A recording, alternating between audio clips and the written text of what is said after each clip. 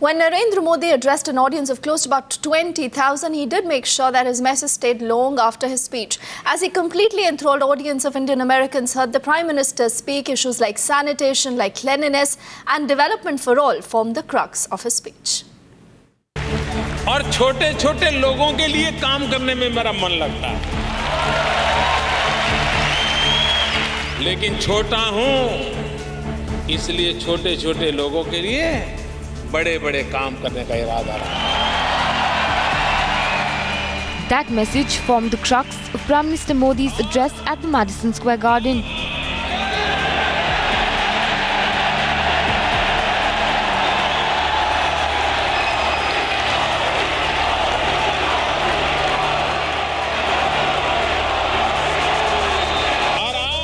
A leader hailed for his development agenda, but has his finger on the pulse of the common man.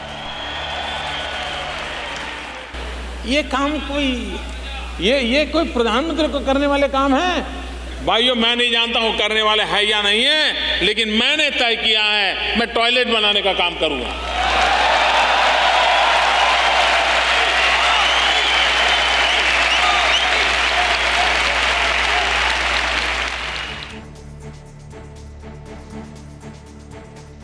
Addressing the issue of lack of toilets, invoking Gandhi to drive home the cleanliness point, PM Modi's vision had the audience floored.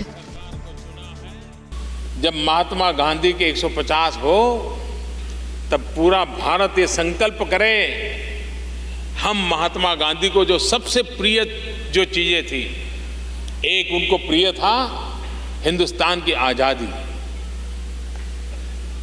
और दूसरा उनको प्रिय था सफाई। गांधी जी स्वच्छता में कभी compromise नहीं करते थे, बड़े अड़िग रहते थे। And as the crowd lauded his eye for detail, the Prime Minister reached out to the NRI community to help and clean the holy Ganga river. हमारी गंगा शुद्ध होनी चाहिए कि नहीं होनी चाहिए? गंगा साफ होनी चाहिए कि नहीं होनी चाहिए? गंगा सफाई में सारे देशवासियों ने मुझे मदद करनी चाहिए कि नहीं करनी चाहिए? आप लोगों ने भी गंगा सफाई में मेरी मदद करनी है कि नहीं करनी है?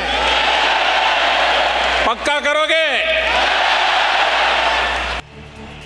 While keeping the focus on small ideas that could make a difference, PM Modi vowed to provide a home for every Indian by 2022. कि 2022 में जब भारत के 75 साल हो, तब तक हमारे देश के कोई परिवार ऐसा न हो जिसके पास रहने के लिए अपना घर न हो।